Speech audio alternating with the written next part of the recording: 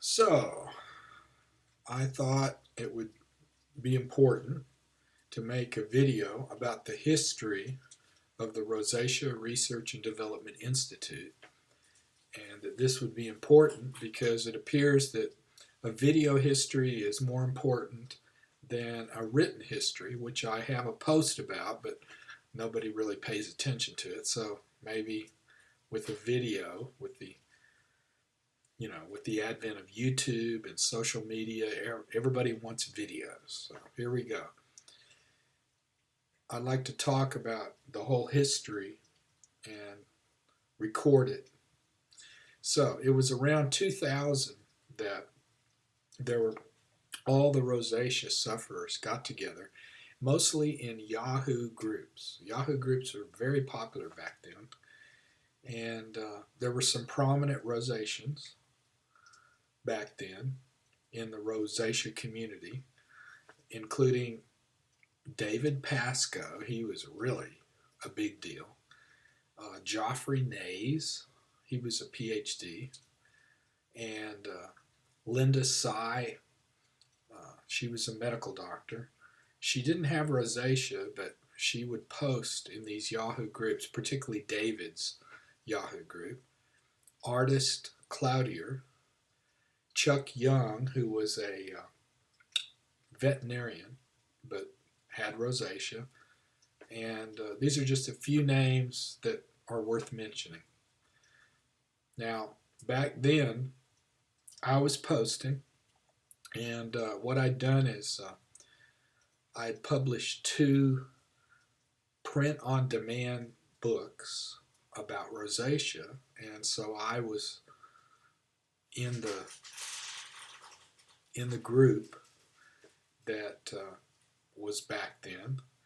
And what happened was I formed a Yahoo group called, first I called it the International Rosacea Society, and then I changed that to iRosacea.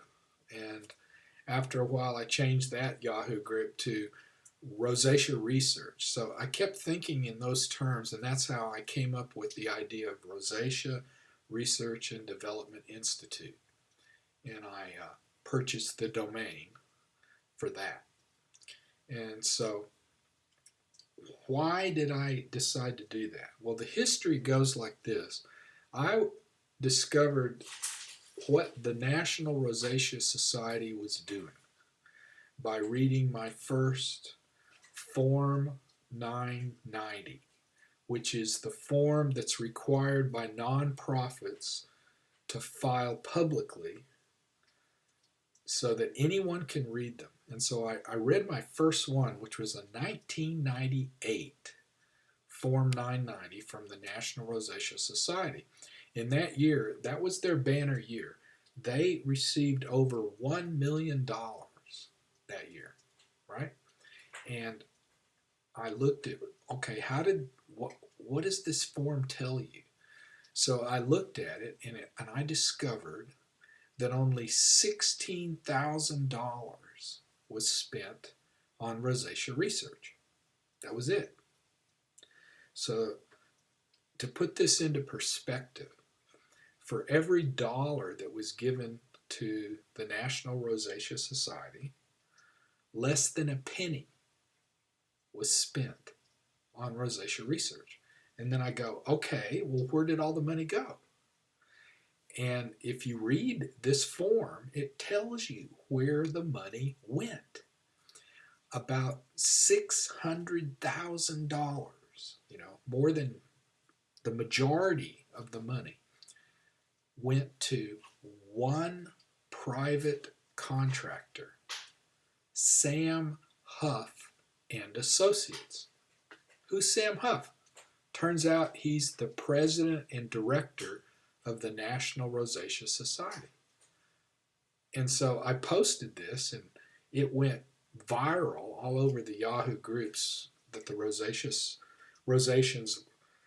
were at that time. And they go, oh my goodness, we need to do something about this. And so what happened was it was decided that we should, instead of trying to fix the National Rosacea Society, we thought, well, let's just form our own nonprofit, right? And so everybody was getting all excited about this. But what happened was it ended up in two camps. David Pascoe and his group, and my group, which was composed of some other rosaceans. And each of us formed two nonprofit organizations for rosacea, which were grassroots, patient advocacy nonprofits. And David Pascoe formed his. It was called the Rosacea Research Foundation. And his group was phenomenal. Everybody went to him. And the results were, in just a few months, they collected in donations $16,000 in just a few months. And they then, at the end, that was in the year 2004, and by the end of the year, they disbanded. Why?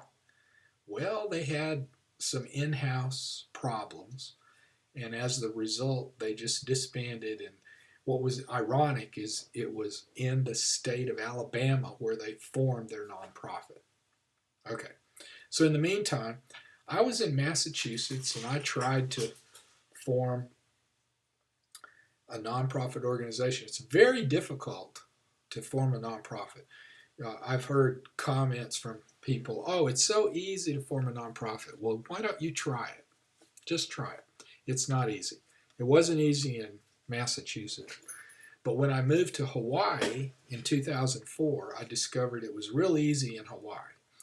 And I was able to form a nonprofit. But the harder part is not a state nonprofit corporation, but getting approved by the Internal Revenue Service. Now that is a little more difficult, but we went through the hoops and I got it.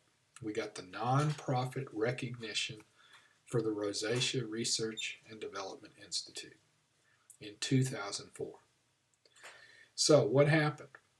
Well, the RRF, the Rosacea Research Foundation, disbanded at the end of 2004. The RRDi, it just kept going. And I was elected the board, on the board and the director, and we keep going for now nearly 16 years.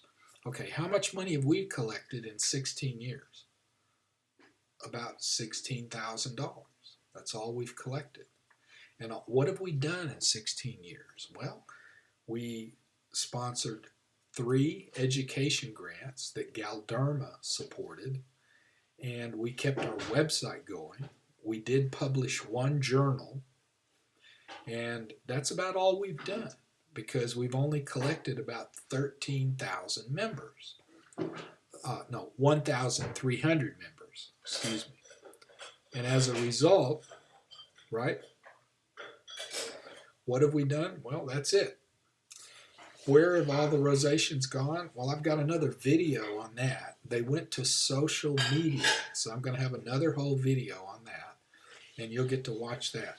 But we're still around, but we are in trouble because we don't have very many donations, and right now we're running out of money, and nobody's posting on our website. And all the rosaceans have gone over to the social media. And that's pretty much the history of the RRDi. Thanks for listening.